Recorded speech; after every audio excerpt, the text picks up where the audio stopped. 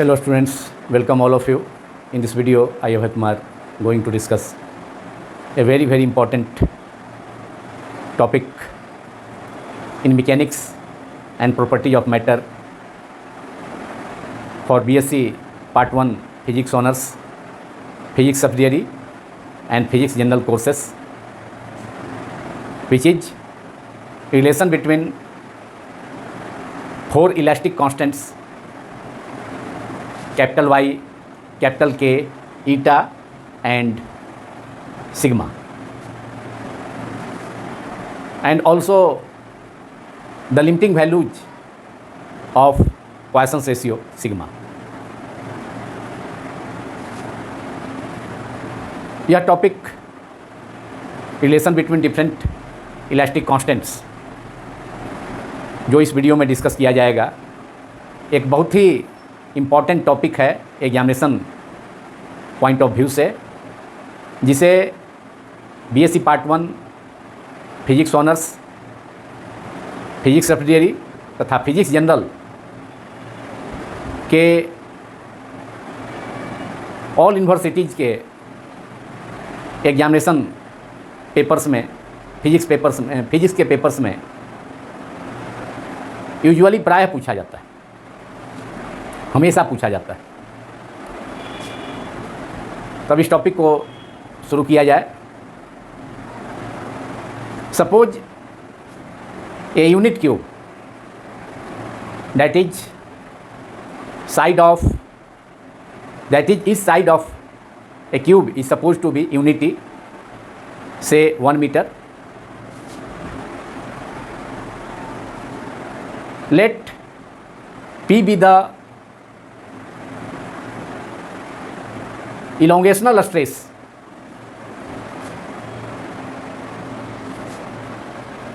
on each face of the cube, that is acting on all 6 faces of the cube in the outward direction. P is the normal force acting per unit area on each face of the unit cube, which is represented in figure 1. Let sigma be the Poisson's ratio of the material of the cube.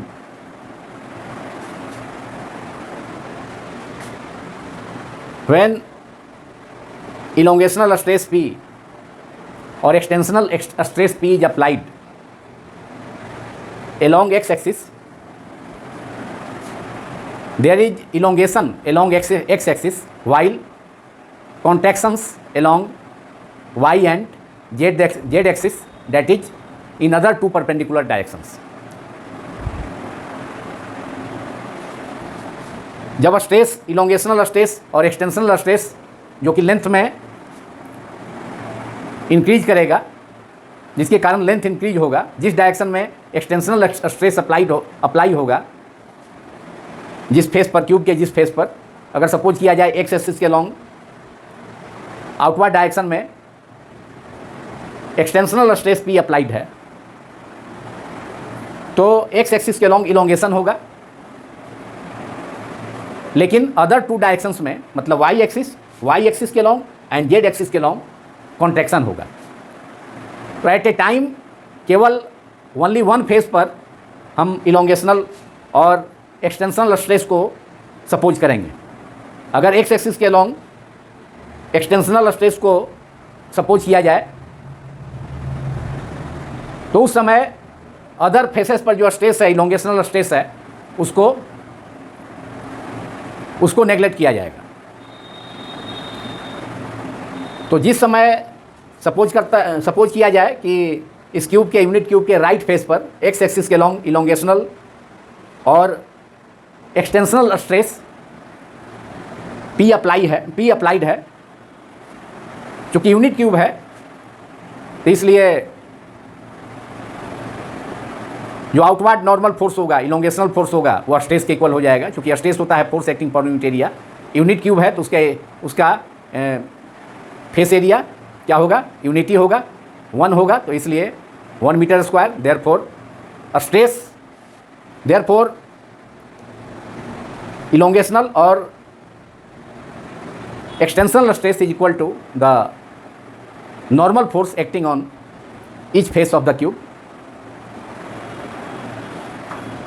तो X axis के along अगर apply किया जाए eight a time, जैसा कि मैंने कहा कि एट ए टाइम एक ही डायरेक्शन के लॉन्ग, मतलब केवल मैंने at a time one face पर ही इलोंगेशनल स्ट्रेस और एक्सटेंशनल स्ट्रेस को apply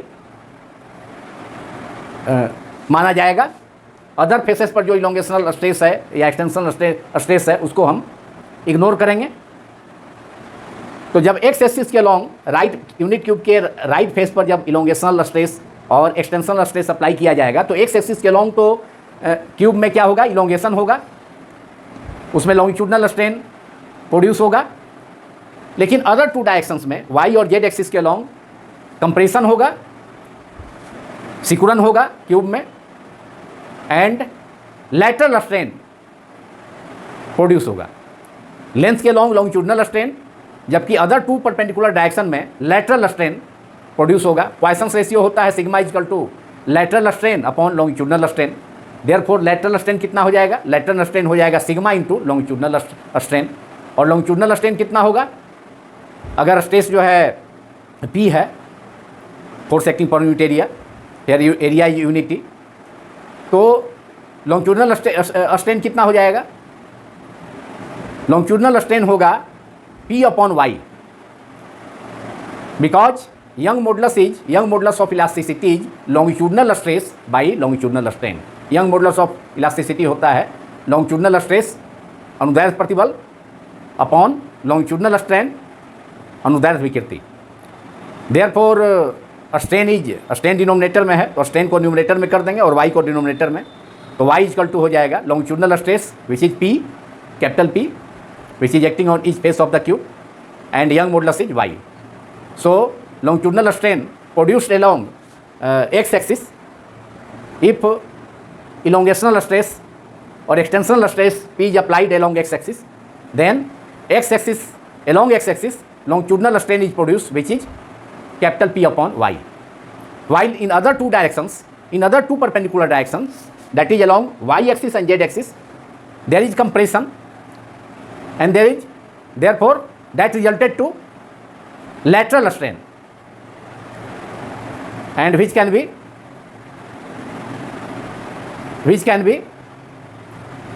equal to sigma times the sigma, that is Poisson's ratio of the material of the cube, sigma times multiplied by longitudinal strain, that is sigma into P upon y। और चूंकि compression है other two direction में तो minus sigma multiplied by P upon Y along Y axis strain होगा lateral strain, and Z axis के along भी कितना होगा लेटरल स्ट्रेन उतना ही होगा, minus sigma multiplied by P by Y. So we can represent stresses applied along x, y and z axis and corresponding strains along x, y and z axis in a table, that is in the following table. A stress along x axis OX, that is OY, y axis along y axis and along z axis, इसको table में sketch किया गया है, and other side में strain along X axis, Y axis and Z axis. और इस प्रकार X, Y and Z axis के अलॉन्ग स्ट्रेस अप्लाई कर स्ट्रेन को भी एक्स, वाई, जेड एक्सिस के अलॉन्ग हम फाइंड कर लेंगे, मालूम कर लेंगे, और उसके लिए मैंने फार्मूला बताया। और तब वॉल्यूम स्ट्रेस हम मालूम कर लेंगे और फिर शियरिंग स्ट्रेस भी मालूम कर लेंगे और कॉरस्पॉन्डिंग स्ट्रेन भी मालूम कर लेंगे, और उसके हेल्प से हम डिफरेंट इलास्टिक कांस्टेंट्स के बीच में रिलेशन ऑब्टेन कर पाएंगे। तो सपोज किया जाए कि एक्स एक्सिस के लॉन्ग अब इलोंगेशनल स्ट्रेस है आउटवर्ड डायरेक्शन में बाहर की ओर, जो कि एक्स एक्सिस के लॉन्ग इस यूनिट क्यूब के लेंथ में इंक्रीज करेगा, दैट इज एक्सटेंशन होगा, that is longitudinal strain produce होगा। तो सपोज किया जाए, अब आप लोग नोट करें, एक्स एक्सिस के लॉन्ग अब स्ट्रेस अप्लाई किया जाता है कितना, P that is plus P along positive x direction. तो उस सिचुएशन में, उस स्टेज में जब एक्स एक्सिस के लॉन्ग क्यूब के राइट फेस पर स्ट्रेस अप्लाई करेंगे, इलोंगेशनल स्ट्रेस, तो उस सिचुएशन में अदर टू डायरेक्शंस में वाई और जेड डायरेक्शन के लॉन्ग कोई स्ट्रेस अप्लाई, जो स्ट्रेस अप्लाई है, जो स्ट्रेस अप्लाइड है ऑल फेसेस पर इलोंगेशनल स्ट्रेस है, बाहर की तरफ फोर्स है, force acting per unit area stress होता है। तो वाई और जेड एक्सिस के लॉन्ग जो फोर्स है उसको इग्नोर करेंगे जब एक्स एक्सिस के लॉन्ग फोर्स अप्लाई करेंगे, इलोंगेशनल स्ट्रेस अप्लाई करेंगे उस सिचुएशन में। तो एक्स एक्सिस के लॉन्ग इलोंगेशनल स्ट्रेस कितना है, पी है, तो एक्स एक्सिस के लॉन्ग लॉन्गिट्यूडिनल स्ट्रेन प्रोड्यूस होगा, और अदर टू डायरेक्शन में दैट इज एक्स एक्सिस के लॉन्ग इलोंगेशन होगा, मतलब यूनिट क्यूब के साइज में इंक्रीज होगा, एंड अदर टू डायरेक्शंस में वाई एंड जेड एक्सिस के लॉन्ग यूनिट क्यूब के साइज में कमी आएगा, कॉन्ट्रैक्शन आएगा। तो एक्स एक्सिस के लॉन्ग इलोंगेशनल स्ट्रेस क्या है, plus P, that is P मतलब प्लस पी। तो वाई एक्सिस के लॉन्ग उस समय इग्नोर करना होगा इलोंगेशनल स्ट्रेस को। वैसे तो सभी फेस पर, ऑल 6 फेसेस पर एक्स वाई जेड एक्सिस के लॉन्ग एंड उसके परपेंडिकुलर इलोंगेशनल स्ट्रेस और इलोंगेशनल स्ट्रेस माने बाहर की ओर आउटवर्ड डायरेक्शन में अप्लाई किया गया है। लेकिन जब एक्स एक्सिस के लॉन्ग सपोज करेंगे इलोंगेशनल स्ट्रेस और एक्सटेंशनल स्ट्रेस बाहर की तरफ एक्स एक्सिस के लॉन्ग यूनिट क्यूब के राइट फेस पर, तो उस सिचुएशन में वाई एक्सिस के लॉन्ग जो फेस है अपवर्ड फेस इस यूनिट क्यूब का, उसके लॉन्ग प्रेशर, उसके लॉन्ग जो फोर्स एक्टिंग ये force acting per unit area है, दैट इज इलोंगेशनल स्ट्रेस किसके इक्वल होता है, प्रेशर के इक्वल होता है। प्रेशर पी अप्लाइड है तो उसको क्या करेंगे, इग्नोर करेंगे। और जेड एक्सिस के लॉन्ग भी जो इलोंगेशनल स्ट्रेस इस फेस पर अप्लाई है, left face per unit cube के, उसको भी क्या करेंगे, इग्नोर करेंगे। तो वाई के एक्सिस के लॉन्ग इलोंगेशनल स्ट्रेस इग्नोर होगा, जेड के लॉन्ग भी इग्नोर होगा। अब स्ट्रेन है दूसरे साइड में क्या है, एक लाइन बीच में डिवीजन कर, अदर साइड में क्या है, ये सब तो स्ट्रेस हो गया X Y and Z axis के लॉन्ग। एक्स एक्सिस के लॉन्ग स्ट्रेस हम सपोज किए हैं, तो वाई एक्सिस के लॉन्ग 0 हो गया स्ट्रेस उस सिचुएशन में जब एक्स पर अप्लाई हुआ है। तब एक्स एक्सिस के लॉन्ग जब यूनिट क्यूब के फेस पर, राइट फेस पर जब फोर्स अप्लाई हुआ है, तो वाई और जेड एक्सिस के लॉन्ग जो स्ट्रेस होगा उसको इग्नोर किया जाएगा। तो 0 0 वाई एक्सिस और जेड एक्सिस के लॉन्ग। अब एक्स एक्सिस के लॉन्ग क्या होगा, एक्सटेंशन होगा, क्योंकि force acting per unit area that is normal force apply है पर यूनिट एरिया पर इधर एक्स एक्सिस के लॉन्ग। तो इलोंगेशनल स्ट्रेस है तो क्यूब के साइज में इंक्रीज होगा, तो लॉन्गिट्यूडिनल स्ट्रेन प्रोड्यूस होगा, जो कि कितना होगा, एक्स एक्सिस के लॉन्ग हो जाएगा plus P Y Y, plus क्या बता रहा है, एक्सटेंशन बता रहा है। वाई एक्सिस के लॉन्ग क्या होगा, अब कंप्रेशन होगा, लेटरल स्ट्रेन होगा, कितना होगा, माइनस सिग्मा, जैसा हमने बताया minus sigma into P Y Y. And Z axis के लॉन्ग कितना होगा, माइनस फिर लेटरल स्ट्रेन ही होगा, अदर मतलब जेड एक्सिस के अदर डायरेक्शन में, अदर मैंने वाई एक्सिस के लॉन्ग, एक्स एक्सिस के लॉन्ग तो plus P Y Y longitudinal strain हो गया, और अदर टू डायरेक्शंस में वाई और जेड एक्सिस के लॉन्ग, तो वाई के लॉन्ग क्या होगा, लेटरल स्ट्रेन होगा minus sigma upon into P upon Y, और जेड एक्सिस के लॉन्ग भी minus sigma into P upon Y, क्योंकि पॉइसन्स रेशियो होता है sigma is equal to lateral strain upon longitudinal strain, therefore lateral strain is equal to sigma into longitudinal strain. So Poisson's ratio is sigma and longitudinal strain is P Y Y. तो Z axis के long भी हो गया sigma P upon Y. अब stress apply किया जाए Y axis के long plus P, that is P, plus P means P positive, positive का मतलब है आउटवर्ड इलोंगेशन फोर्स। तो एक्स एक्सिस के लॉन्ग उस समय जो एक्स एक्सिस के लॉन्ग उस समय जो आउटवर्ड डायरेक्शन में जो फोर्स है, नॉर्मल फोर्स है एक्टिंग पर यूनिट एरिया, वह क्या है, दैट इज इलोंगेशनल स्ट्रेस है पी, मतलब एक्स एक्सिस वाई के लॉन्ग अब सपोज कर रहे हैं इलोंगेशनल अपर फेस पर वाई एक्सिस के लॉन्ग। तो उस सिचुएशन में क्या होगा, अपर फेस पर भी है और फिर उसके अपोजिट फेस पर भी है, मतलब नेगेटिव वाई डायरेक्शन में। तो कहने का मतलब है कि उस सिचुएशन में जब वाई एक्सिस के लॉन्ग इलोंगेशनल स्ट्रेस अप्लाई किया जाएगा, सपोज किया जाएगा, तो जेड मतलब एक्स एक्सिस के long elongational stress and Y axis के जेड एक्सिस के लॉन्ग इलोंगेशनल स्ट्रेस भी अप्लाइड है, तो उसको क्या करेंगे, इग्नोर करेंगे, उसको नेग्लेक्ट करेंगे। तो अब ओ वाई के लॉन्ग जो है इलोंगेशनल स्ट्रेस अप्लाई किया गया P, that is plus P, और तो वाई के लॉन्ग क्या हो जाएगा, उस समय इलोंगेशनल स्ट्रेस को हम इग्नोर करेंगे 0, और जेड के लॉन्ग भी 0।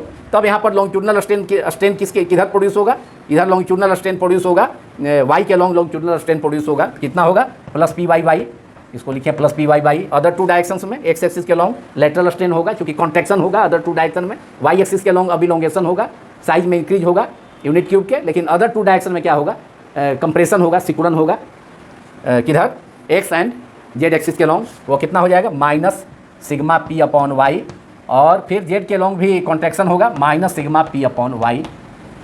अब जेड एक्सिस के लॉन्ग इलोंगेशनल स्ट्रेस और एक्सटेंशनल स्ट्रेस अप्लाई किया जाए आउटवर्ड डायरेक्शन में, जेड एक्सिस के लॉन्ग दिखाया गया है, जेड एक्सिस के लॉन्ग इलोंगेशनल स्ट्रेस। तो इसके कारण अब जेड एक्सिस के लॉन्ग तो लॉन्गिट्यूडनल स्ट्रेन प्रोड्यूस होगा, जेड एक्सिस के अलॉन्ग यूनिट क्यूब के साइज में इंक्रीज होगा, लेकिन अदर टू डायरेक्शंस में, मतलब X direction and Y direction, दो अदर परपेंडिकुलर डायरेक्शंस में जब जेड एक्सिस के अलॉन्ग इलोंगेशनल स्ट्रेस को हम सपोज करेंगे अप्लाई किया जाएगा यूनिट क्यूब के फेस पर जेड एक्सिस के अलॉन्ग, तो जेड एक्सिस के पैरेलल, तो उस सिचुएशन में जेड एक्सिस के अलॉन्ग तो यूनिट क्यूब के साइज में इंक्रीज होगा, that is longitudinal strain produce होगा, लेकिन अदर टू डायरेक्शंस में, अदर टू परपेंडिकुलर डायरेक्शंस में, दैट इज एक्स एक्सिस के अलॉन्ग एंड वाई एक्सिस के अलॉन्ग, क्योंकि फोर्स अप्लाई किया जा रहा है, force acting per unit area, मतलब स्ट्रेस अप्लाई किया जा रहा है जेड एक्सिस के अलॉन्ग, तो जेड एक्सिस के अलॉन्ग तो यूनिट क्यूब में क्या होगा, लॉन्गिट्यूडनल स्ट्रेन प्रोड्यूस होगा, लेकिन अदर टू परपेंडिकुलर डायरेक्शंस में, दैट इज एक्स एक्सिस के अलॉन्ग एंड वाई एक्सिस के अलॉन्ग क्या होगा, कंप्रेशन होगा, सिकुड़न होगा, तो लेटरल स्ट्रेन प्रोड्यूस होगा, जो कि minus sigma P upon Y, minus क्या बताता है, कॉन्ट्रैक्शन को बताता है, प्लस क्या बताता है, एक्सटेंशन को बताता है। तो अब चूंकि जेड एक्सिस के अलॉन्ग ये स्ट्रेस अप्लाई किए हैं प्लस पी का मतलब आउटवर्ड डायरेक्शन में, तो वाई एक्सिस के अलॉन्ग जो स्ट्रेस है, इलोंगेशनल स्ट्रेस है, उसको जीरो सपोज करना होगा, और X axis along X axis also extensional stress is neglected, is supposed to be zero when outward elongation force per unit area, that is elongational stress is applied along z axis, then elongational stress along y axis and x axis must be ignored, उसको ignore करना होगा, तो इसलिए x axis के along भी stress zero, Y के along stress zero, लेकिन Z axis के अलॉन्ग स्ट्रेस अप्लाई है किया गया है जब, तो अदर टू डायरेक्शंस में जो इलोंगेशनल स्ट्रेस है उसको नेग्लेक्ट करेंगे, जीरो हो गया। तो अब क्या होगा, जेड एक्सिस के अलॉन्ग तो लॉन्गिट्यूडनल स्ट्रेन होगा, जेड एक्सिस के अलॉन्ग एक्सटेंशन होगा क्यूब में, लेकिन अदर टू डायरेक्शंस में क्या होगा, कंप्रेशन होगा, सिकुड़न होगा, एक डायरेक्शन में तो एक्सटेंशन होगा, उसका साइज बढ़ेगा किधर, जेड एक्सिस के अलॉन्ग, तो जेड एक्सिस के अलॉन्ग कितना हो गया, लॉन्गिट्यूडनल स्ट्रेन हो जाएगा प्लस पी वाई वाई, इसे आप लोग नोट करें, और अदर टू डायरेक्शंस में एक्स एंड वाई एक्सिस के अलॉन्ग लेटरल स्ट्रेन होगा, क्योंकि कंप्रेशन हो रहा है, तो कितना होगा, minus sigma P upon Y, और फिर वाई डायरेक्शन में भी लेटरल स्ट्रेन और कंप्रेशनल स्ट्रेन कितना होगा, sigma P upon Y, minus compression को बता रहा है, साइज में कमी को बता रहा है, तो इसलिए माइनस साइन से उसे डिनोट किए। अब टोटल कितना हो गया, एक्स एक्सिस के अलॉन्ग वॉल्यूम स्ट्रेस कितना हो गया, P plus zero that is plus P, फिर जीरो वाई एक्सिस के along zero plus P that is plus P, that is P zero, फिर जेड एक्सिस के along zero plus P that is plus P, और ये कितना हो गया, X axis के अलॉन्ग पी अपॉन वाई, तीनों में कॉमन है, P upon Y minus sigma P upon Y minus sigma upon P Y, तो क्या होगा, पी बाई वाई कॉमन ले लेंगे, टोटल कर देंगे एक्स एक्सिस के अलॉन्ग, एक्स एक्सिस के अलॉन्ग जो स्ट्रेन है उसको इस कॉलम में, तो plus P by Y common हो जाएगा 1 माइनस 2 सिग्मा, क्योंकि सिग्मा का दो टर्म है, minus sigma P Y Y minus sigma P Y Y, तो पी वाई वाई तो कॉमन हो गया, तो 1 plus P Y Y first term positive है, तो कॉमन जब लिए पी वाई वाई को ब्रैकेट के बाहर, तो यहाँ 1 हो जाएगा फर्स्ट टर्म के लिए, और यहाँ minus sigma P Y Y minus sigma P Y Y that is minus 2 sigma P Y Y, अब पी वाई वाई चूँकि कॉमन ले लिया तो माइनस 2 सिग्मा हो जाएगा, और फिर वाई एक्सिस के अलॉन्ग भी फिर वही बात है, प्लस पी वाई वाई और minus sigma P Y Y minus sigma P Y Y, तो यहाँ पर भी वही होगा, पी अपॉन वाई एक्सिस के अलॉन्ग जो टोटल स्ट्रेन है P Y Y 1 minus 2 sigma यहाँ पर भी, और फिर जेड एक्सिस के अलॉन्ग फिर वही सिचुएशन है, जेड एक्सिस के अलॉन्ग टोटल स्ट्रेन हो जाएगा minus sigma P Y Y minus sigma P Y Y that is minus 2 sigma P Y Y plus P Y common ले लेंगे यहाँ पर, फिर पी वाई कॉमन ले लेंगे, तो 1 minus 2 sigma.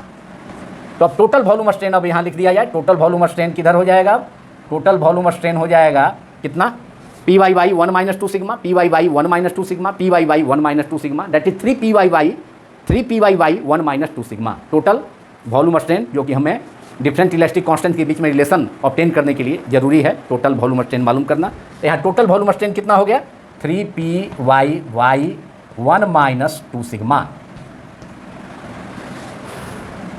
I think it is clear to all of you. तो total volume strain हो गया, ये क्या हो गया, टोटल वॉल्यूम स्ट्रेन कितना हो गया, total volume strain 3 P Y Y 1 minus 2 sigma, total volume strain, total volume strain. अब सियरिंग स्ट्रेस कितना होगा टोटल, और shearing strain corresponding shearing strain कितना होगा, तो total shearing stress and total shearing strain अब मालूम करें। वॉल्यूम स्ट्रेन तो हमें मालूम हो गया, टोटल वॉल्यूम स्ट्रेन कितना हो गया, 3 P Y Y 1 minus 2 sigma, जिसे हमने ऑब्टेन किया।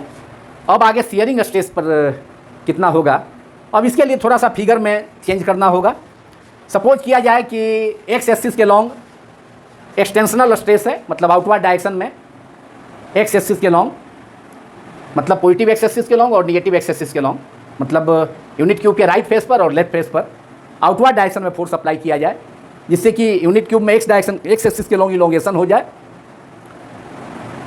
और अदर टू डायरेक्शंस में वाई के लॉन्ग सपोज किया जाए कंप्रेशनल स्ट्रेस अप्लाई किया जाए, मतलब इनवर्ड डायरेक्शन में, जिससे कि वाई एक्सिस के लॉन्ग क्या हो जाए, कंप्रेशन हो जाए, और जेड एक्सिस के लॉन्ग कोई भी स्ट्रेस अप्लाई नहीं किया जाए। तो जेड एक्सिस के लॉन्ग वाला जो स्ट्रेस है, जो पी है, जेड एक्सिस के लॉन्ग भी तो वही स्ट्रेस है, कितना इलोंगेशन स्ट्रेस पी था, तो उसको हटा दिया जाए। अब केवल एक्स एक्सिस के लॉन्ग एंड वाई एक्सिस के लॉन्ग, एक्स एक्सिस के लॉन्ग एक्सटेंशनल स्ट्रेस है, बाहर की तरफ आउटवर्ड डायरेक्शन में फोर्स काम कर रहा है उसके पर यूनिट एरिया पर, और वाई एक्सिस के लॉन्ग जो फेसेस है, अपर फेस एंड इसका जो बॉटम का फेस है, लोअर फेस, उस पर कंप्रेशनल स्ट्रेस मतलब अप्लाई किया जाए, मतलब इनवर्ड डायरेक्शन में ये अप्लाई किया जा रहा है अंदर की तरफ, जिससे कि क्या होगा, वाई एक्सिस के लॉन्ग कंप्रेशन हो।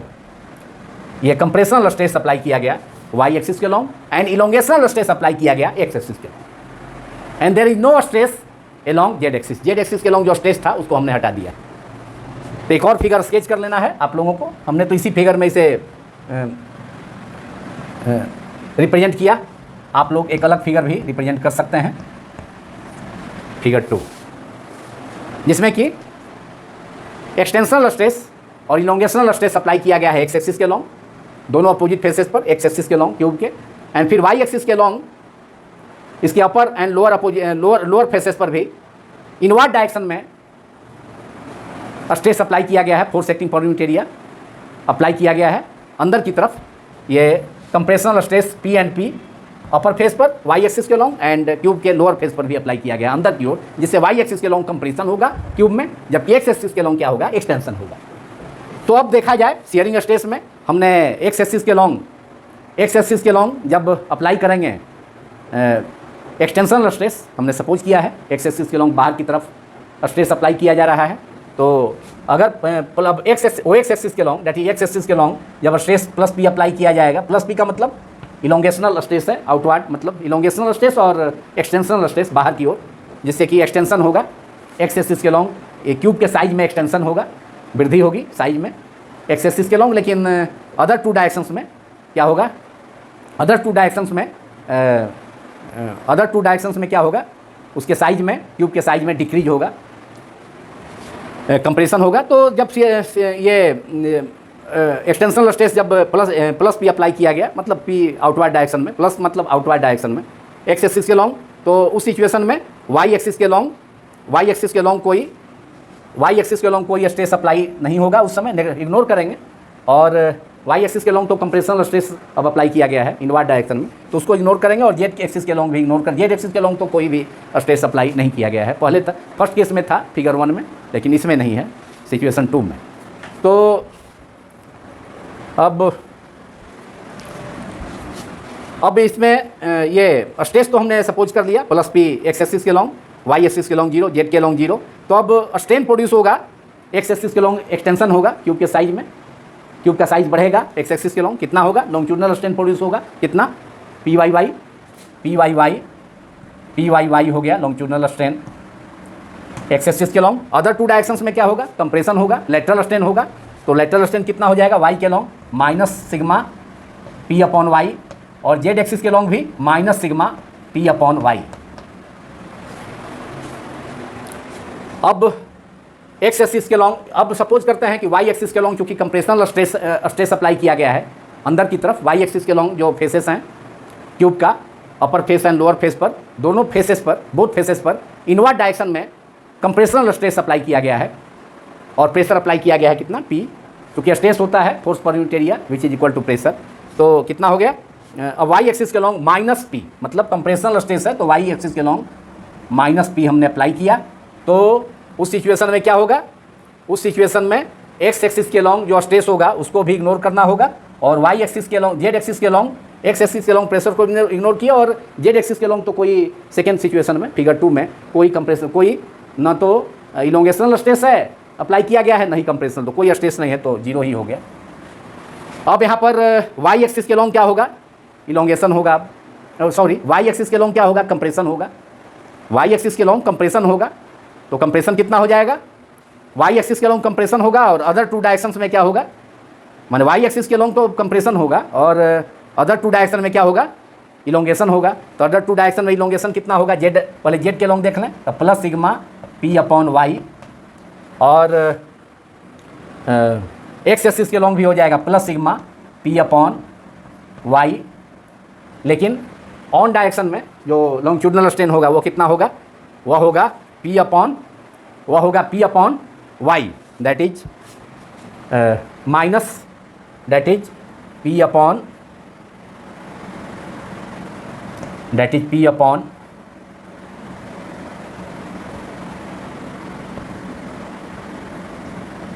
दैट इज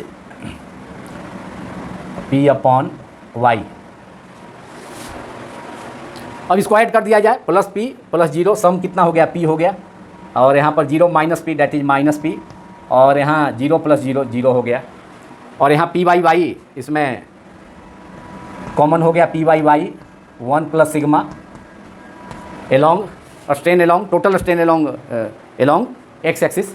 अब total strain along Z axis कितना हो जाएगा, total strain along Z axis कितना है, जेड एक्सिस के लॉन्ग जो इतना मतलब सिग्मा पी वाई वाई, मतलब plus sigma P Y Y क्या है, वह क्या है, वह स्ट्रेन है क्या, वह स्ट्रेन है इलोंगेशनल स्ट्रेन है, इलोंगेशनल स्ट्रेन है, और minus sigma P Y Y क्या है, कंप्रेशनल स्ट्रेन है। तो दोनों का वैल्यू इक्वल है, जेड एक्सिस के long plus sigma P Y Y क्या है, वह है एक्सटेंशनल स्ट्रेन, और minus sigma P Y Y क्या है, कंप्रेशनल स्ट्रेन। तो दोनों का वैल्यू बराबर है, एक प्लस बता रहा है एक्सटेंशनल स्ट्रेन, और minus sigma P Y Y क्या बता रहा है, वह बता रहा है minus sigma P Y Y compressional strain. तो दोनों इक्वल है, तो ये क्या हो जाएगा, टोटल जीरो हो जाएगा, मतलब total strain along Z axis क्या हो जाएगा, जीरो हो जाएगा, क्योंकि कंप्रेशनल स्ट्रेन जेड एक्सिस के लॉन्ग और इलोंगेशनल स्ट्रेन और एक्सटेंशनल स्ट्रेन दोनों का वैल्यू क्या है, इक्वल है। निगेटिव साइन लिया गया है कंप्रेशनल स्ट्रेन के लिए, पॉजिटिव साइन लिया गया है एक्सटेंशनल स्ट्रेन के लिए। तो ये जीरो हो गया, ये भी जीरो हो गया, और यहाँ पर ये क्या हो गया, अब यहाँ पर वाई एक्सिस के लॉन्ग टोटल स्ट्रेन को हम ऐड कर दें तो ये तो सर्वाइव करेगा, और एक्स एक्सिस के लॉन्ग भी स्ट्रेन है total P Y Y 1 plus sigma, और यहाँ पर भी उस सिचुएशन में ये कितना होगा, क्योंकि कंप्रेशन पी अंदर की मतलब पी जो वाई एक्सिस के लॉन्ग जो फेसेस है उसके एलोंग, उसके मतलब उस फेस के परपेंडिकुलर क्या है, कंप्रेशनल स्ट्रेस को, मतलब कंप्रेशनल स्ट्रेस को अप्लाई किया गया है इनवर्ड डायरेक्शन में। तो इससे क्या होगा कि वाई एक्सिस में क्या होगा, वाई एक्सिस के लॉन्ग कंप्रेशन होगा, और अदर टू डायरेक्शंस में क्या होगा, एक्सटेंशन होगा।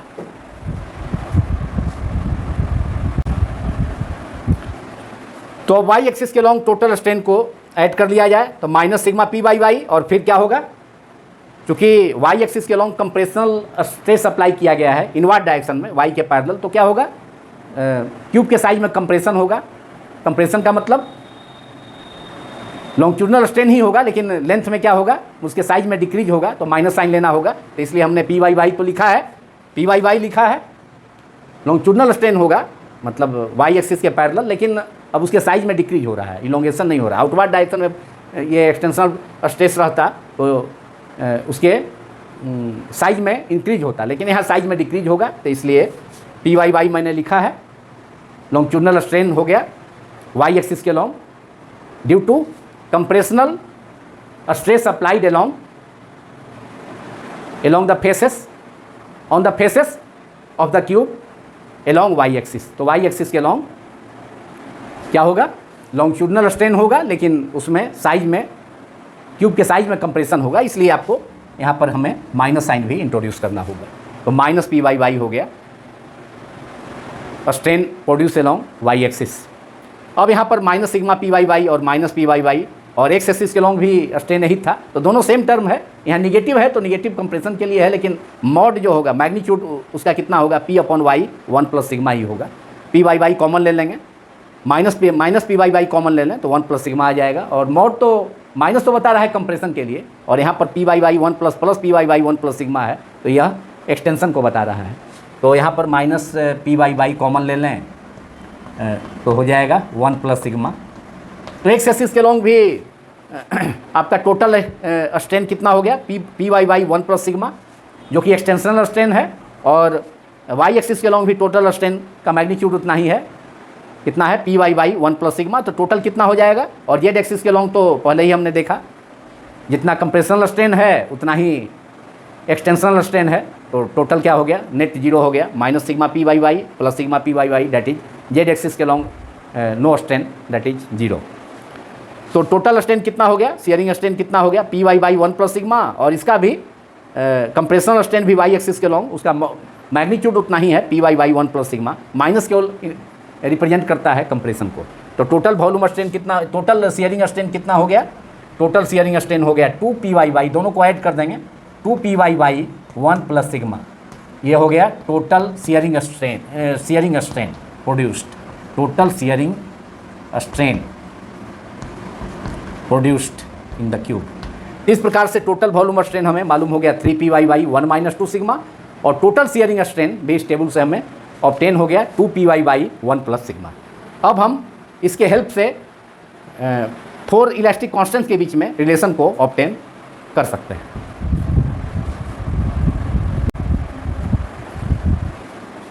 Now we have to find the relation between different elastic constants y k, eta and sigma. But first of all, relation between y k and sigma, that is relation between Young modulus, bulk modulus and Poisson's ratio. सबसे पहले हम लोग Young modulus, bulk modulus and Poisson's ratio sigma के बीच relation obtain करेंगे, that is relation between y, Young modulus, bulk modulus k and Poisson's ratio sigma. From the definition we know that bulk modulus is equal to volume stress by volume strain, or normal stress by volume strain. Here normal stress or volume stress is P, capital P, which we have taken. The elongational stress or compressional stress, elongational stress plus P, compressional strain in figure 2 along y axis, which is minus P. तो चूँकि bulk modulus का formula होता है K equal to volume stress by volume strain, therefore volume strain is equal to volume stress that is capital P upon bulk modulus. So from the definition we have volume strain equals to volume stress which is P upon bulk modulus K. Suppose it is equation number 1. But from the table we have obtained total volume strain is equal to 3p upon y 1 minus 2 sigma. अभी हम लोगों ने table के help से obtain किया था total volume strain is equal to 3p upon y 1 minus 2 sigma. तो total volume strain from the table is 3p by y 1 minus 2 sigma. From the table total volume strain equals to 3p upon y 1 minus 2 sigma. This is equation number 2. दोनों को equate कर लिया जाए, equating 1 and 2, क्योंकि दोनों क्या है, volume strain ही है. एक डिफिनीशन से है first equation P by K, और from the table total volume strain 3p upon y 1 minus 2 sigma. तो comparing equations 1 and 2, from equations 1 and 2 we get, दोनों का इक्वेशन का RHS इक्वल हो जाएगा P upon K equal to 3p upon y 1 minus 2 sigma. P से P cancel हो गया, therefore K equal to, therefore we have K equal to bulk modulus equal to y numerator में हो जाएगा और y 1 minus 2 sigma. This is the first relation, that is first set of relation between bulk modulus K, Young modulus y and Poisson's ratio sigma. यह bulk modulus K, Young modulus y and Poisson's ratio sigma के बीच का relation है, जिसे हम लोगों ने obtain किया k equal to y 1 minus 2 sigma. Suppose it is equation number 3. और इसके हेल्प से हम दो रिलेशन भी ऑब्टेन कर सकते हैं, और y is equal to k into 1 minus 2 sigma, जिसका यूज हम करेंगे limiting values of Poisson's ratio sigma का वैल्यू ऑब्टेन करने के लिए. इक्वेशन 3 से ही यह रिजल्ट मिला, y इजकल टू के 1 माइनस 2 सिग्मा, इसका यूज करेंगे. और इसे और इसके हेल्प से 1 माइनस 2 सिग्मा को हम रिप्रेजेंट कर सकते हैं. We can write 1 minus 2 sigma is equal to y upon k. So 1 minus 2 sigma 1 minus 2, this is the relation between k, y and sigma. Write down, this is the relation between the elastic constants bulk modulus K, Young modulus Y and Poisson's ratio sigma. This is the relation between Y, K and sigma. और इस relation से equation 3 से हम express कर सकते हैं 1 minus 2 sigma is equal to y upon k, जिससे कि थर्ड रिलेशन ऑब्टेन करने में हमें हेल्प मिलेगा लास्ट सेट ऑफ इक्वेशन को. तो 1 माइनस 2 सिग्मा फ्रॉम 3 क्या होगा 1 minus 2 sigma equation 3 can be written as is equal to y upon k. And this is equation number 3a. 3 से ऑब्टेन हुआ तो इस इक्वेशन को 3a से रिप्रेजेंट किया जाए 1 minus 2 sigma is equal to y upon k. Now we have to find the relation between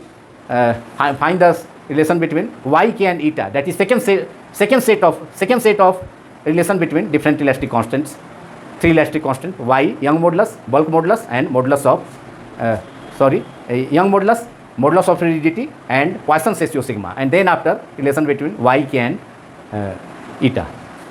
So now we have to obtain the relation between we have to obtain the relation between y, Young modulus, eta and Poisson's ratio sigma. Y, that is number 2, that is second set of equation, second set of relation between elastic constant Young modulus y, modulus of rigidity eta and Poisson's ratio sigma. So write down number 2, relation between y, capital Y, eta and sigma. Again from the definition, now modulus of rigidity eta is equal to tangential stress upon shearing strain. Therefore shearing strain is equal to tangential stress applied upon modulus of rigidity. So write down from the definition shearing strain equals to tangential stress, which is P, capital P in our case, upon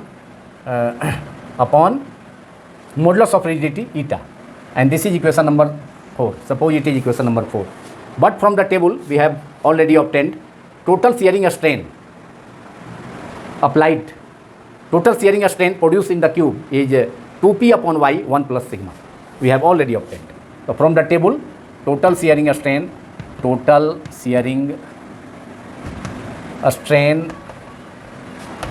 equals to 2p upon y 1 plus sigma, which is equation number 5. Now comparing equations 4 and 5, क्योंकि since LHS of both equations is same, that is shearing strain. Equation 4 और 5 का LHS same है, shearing strain ही है. एक definition से आया equation 4, shearing strain equal to P upon eta. Eta is the modulus of rigidity of the cube material, and total shearing strain from the table is 2p upon y 1 plus sigma. So from comparing equation 4 and 5 we get, अब RHS को equal कर लेना होगा, LHS दोनों equation का equal है. तो from equations comparing equations 4 and 5 और फ्रॉम इक्वेशंस 4 and 5 दोनों का RHS, दोनों इक्वेशन का RHS इक्वल कर दिया जाए. So RHS of both equations will be equal, that is P upon eta equal to 2p upon y 1 plus sigma. P से P cancel हो गया, देयरफॉर अब हमारा रिलेशन आ गया eta equal to modulus of rigidity equal to y upon 2 1 plus sigma.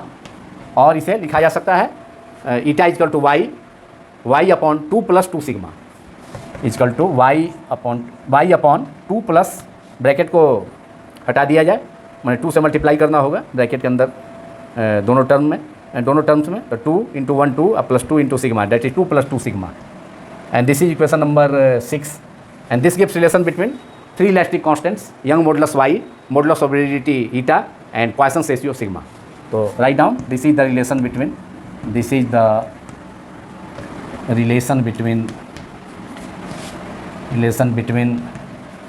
y, Young modulus of rigidity and Poisson's ratio sigma.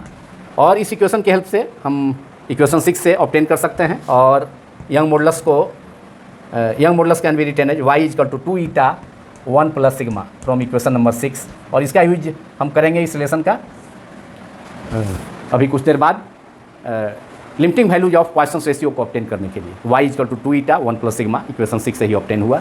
और y के and ईटा के बीच में रिलेशन ऑब्टेन करने के लिए इसे लिखा जा सकता है, इक्वेशन 6 को लिखा जा सकता है 2 प्लस 2 सिग्मा, इसको न्यूमरेटर में ले आए LHS में, तो 2 plus 2 sigma equal to y upon eta. तो इक्वेशन 6 से हो जाएगा, that is y upon eta 2 plus 2 sigma equal to y plus eta from equation 6। Equation 6 can be written as this 2 plus 2 sigma equal to y upon eta, equation number 6 से। Now we have to obtain the relation between final set of relation between three elastic constants y young modulus, modulus of rigidity eta and bulk modulus k।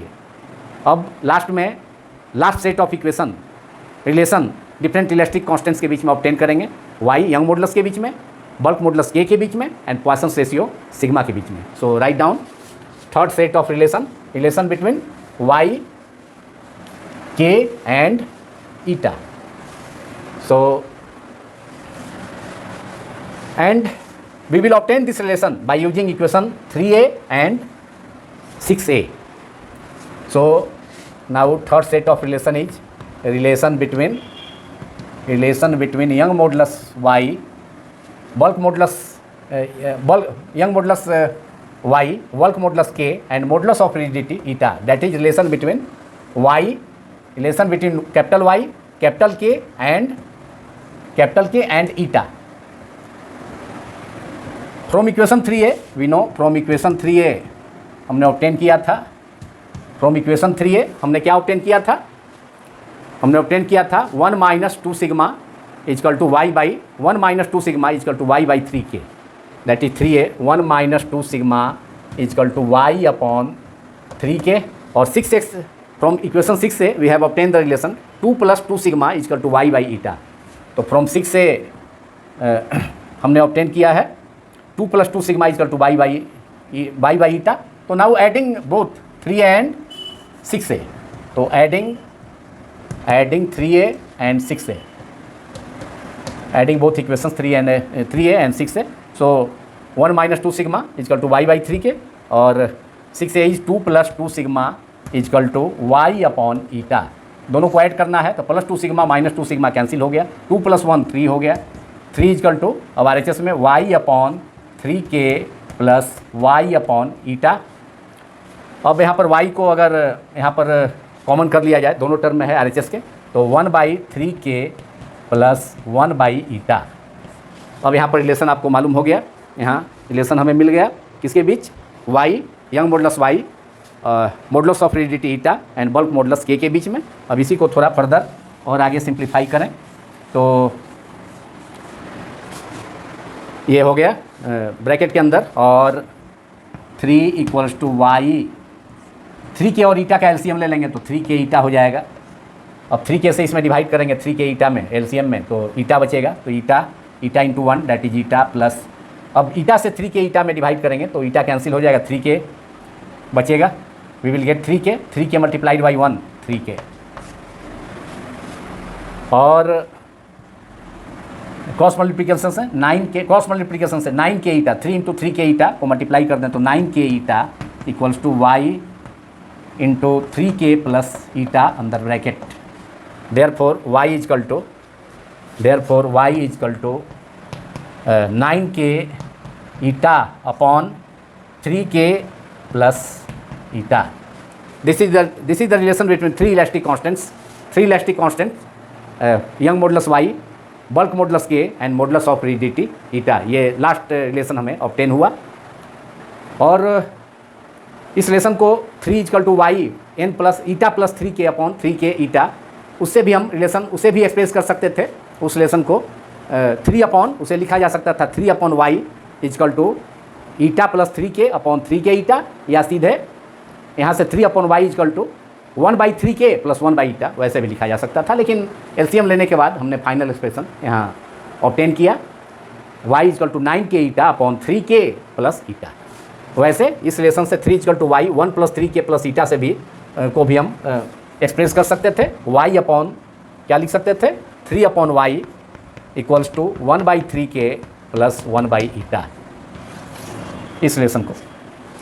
तो ये relation हुआ, लेकिन final expression LCM लेने के बाद हमें obtain हुआ y equal to 9k eta upon 3k plus eta, and this is equation number 7 which is the last relation, that is third set of relation between 3 elastic constants, Young modulus y, bulk modulus k, and modulus of rigidity eta.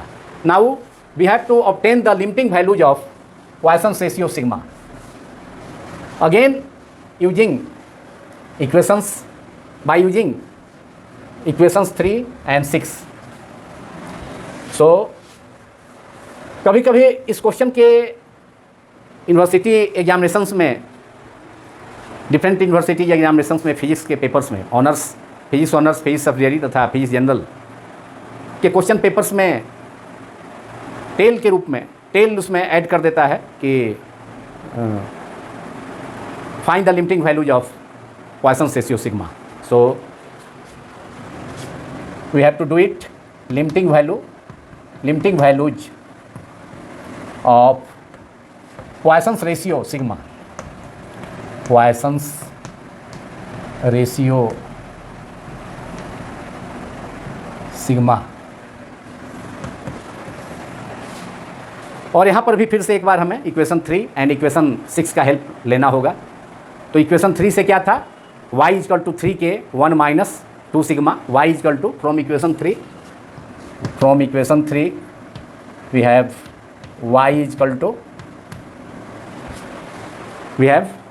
To 3k 1 minus 2 sigma.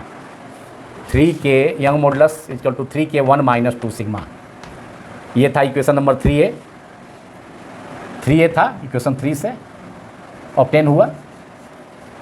और फिर equation 6 से हमने obtain किया from equation 6 y equal to Young modulus equal to 6 से हमने obtain किया था y equal to 2 eta 2 under bracket 1 plus sigma, 2 eta under bracket 1 plus sigma. तो y equal to 2 eta 1 plus sigma from equation 6. y equal to 2 eta under bracket 1 plus sigma. अब दोनों को equate कर दिया जाए, 3 को और 6 को. इक्वेशन 3 और 6 से ही ऑब्टेन हुआ. तो from equation 3 and 6, equating equation 3 and 6 we have, अब RHS इक्वल हो जाएगा, that is 3k equating 3 and 6, और from equations 3 and 6 we have 3k, therefore 3k 1 minus 2 sigma is equal to 2 eta is the modulus of rigidity 1 plus sigma, and this is the relation equation number, suppose it is equation number 8 after 7. अगर tell में नहीं पूछा जाएगा तो तीनों मतलब elastic constants के बीच में ही रिलेशन को ऑब्टेन कर इक्वेशन 7 तक क्वेश्चन को एंड कर देंगे. अगर लिमिटिंग वैल्यूज ऑफ सिग्मा पूछा जाता है क्वेश्चन पेपर्स में, BSc part 1 physics honours subsidiary and general courses के पेपर में, तब इसका भी आंसर देना होगा. Limiting values of Poisson's ratio obtain करना होगा. तो now for the limiting value of sigma, first situation is A, if sigma is positive, मतलब if Poisson's ratio is positive quantity, if sigma is positive because modulus of rigidity eta and bulk modulus k is always positive. If sigma is positive, since k and eta both are always positive,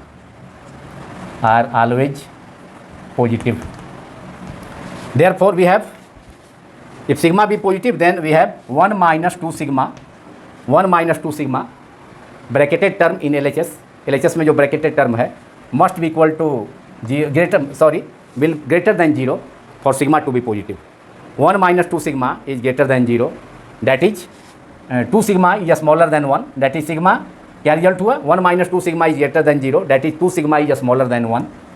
इस inequality से हमें obtain हुआ result 2 sigma is smaller than 1 और sigma is smaller than 1/2 और sigma is smaller than 0.5. तो sigma का value क्या होगा, 0.5 से छोटा होना चाहिए. मोस्ट ऑफ द मटेरियल्स के लिए सिग्मा का वैल्यू 0.2 से लेकर 0.4 तक, मतलब 0.4 तक होता है अधिकतम, मतलब 0.5 से छोटा होना चाहिए सिग्मा का वैल्यू. इस कंडीशन से sigma should be smaller than 0.5। ये तब हमने ऑब्टेन किया पॉइसन रेशियो का लिमिटिंग वैल्यू जब सिग्मा को पॉजिटिव माना जाए। अब अगर सिग्मा को हम निगेटिव क्वांटिटीज सिग्मा को अगर निगेटिव क्वांटिटी सपोज किया जाए, लेकिन फॉर के एंड ईटा तो हमेशा पॉजिटिव होगा। तो केस बी में सेकेंड सिचुएशन में now if sigma is negative for K and eta are always positive, for K and eta to be positive. ये तो ऑलवेज पॉजिटिव होता है, मॉडुलस ऑफ रिजिडिटी और bulk modulus of rigidity eta and bulk modulus K का value always positive. तो उस situation में क्या होगा, for sigma is negative then in RHS of equation 8 bracketed term is 1 plus sigma. तो फॉर सिग्मा सिग्मा अगर negative होगा तो उस सिचुएशन में क्या होगा 1 प्लस, और चूँकि के एंड ईटा का वैल्यू हमेशा क्या होगा पॉजिटिव होगा, तो इसमें RHS का टर्म क्या होगा 1 plus sigma should be greater than 0 if sigma is negative. तो RHS का bracketed term 1 plus sigma should be greater than 0 and therefore sigma is smaller than -1। Sigma is smaller than, result क्या आया, sigma is greater than -1। 1 plus sigma is greater than 0, therefore sigma is greater than -1। इसका मतलब है कि sigma का value क्या होगा, limiting value क्या हो गया -1 to 0.5। -1 से बड़ा होना चाहिए और 0.5 से छोटा होना चाहिए। Therefore the limiting values of sigma is -1 to 0.5, और यही हमारा रिजल्ट है। Hence the limiting values of sigma theoretically not in actual practice is theoretically is lies between sigma lies between -1 to half 0.5, but in actual practice value of sigma, the limiting values of sigma is taken as 0 to 0.5, 0 to half। Actual practice में sigma का value कितना 0 to माने negative value consider नहीं किया जाता है। उसका कारण है कितना किया जाता है, suppose in actual practice limiting values of sigma in actual practice व्यवहार में, but in actual practice limiting values of sigma is limiting values of sigma is 0 to 0.5, that is 0 to half. Negative value consider नहीं किया जाता है actual practice में, व्यवहार में। तो in actual practice limiting values of sigma are 0 to 0.5। अब Poisson ratio sigma का वैल्यू निगेटिव नहीं हो सकता। इसका कारण है the value of sigma cannot be negative because the body does not expand laterally, that is along the diameter or linearly when it expands longitudinally। अगर किसी body पर उसके लेंथ के लॉन्ग फोर्स लगाया जाता है तो लेंथ के लॉन्ग बॉडी क्या होता है, एक्सपेंड करता है, एक्सटेंशन होता है उसके लेंथ में। लेकिन डायमीटर के लॉन्ग क्या होता है, लेटरली क्या होता है, कॉन्ट्रैक्शन होता है, डायमीटर में डिक्रीज होता है। तो चूँकि किसी बॉडी पर लेंथ के लॉन्ग फोर्स अप्लाई करने पर लेंथ में तो एक्सपेंशन होता है, लेकिन उसके डायमीटर में एक्सपेंशन नहीं हो पाता है। The body does not expand laterally when it expands longitudinally when the stress is applied along its length। So value of Poisson's ratio sigma cannot be negative। This is the reason why in actual practice negative value of sigma, that is -1, negative value of sigma is not considered। In actual practice the limiting values of sigma are taken as 0 to 0.5। तो sigma का value, Poisson ratio का value negative नहीं हो सकता है, जिसका कारण मैंने बताया, क्योंकि बॉडी लेंथ के लॉन्ग अगर एक्सपेंड करता है तो डायमीटर के लॉन्ग मतलब लेटरली वह एक्सपेंड नहीं करता है बल्कि कॉन्टैक्ट होता है। So value of sigma cannot B negative. Again I am repeating again, the value of Poisson ratio sigma cannot be negative because the body does not expand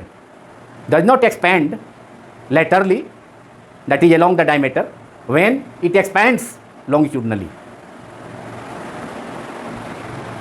Now this video is concluded. अब यह video यहीं समाप्त होता है। यदि यह video आप सभी को पसंद आया हो तो अधिक से अधिक संख्या में इस वीडियो को लाइक करें तथा अधिक से अधिक संख्या में सब्सक्राइब करना भी न भूलें। Thank you very much.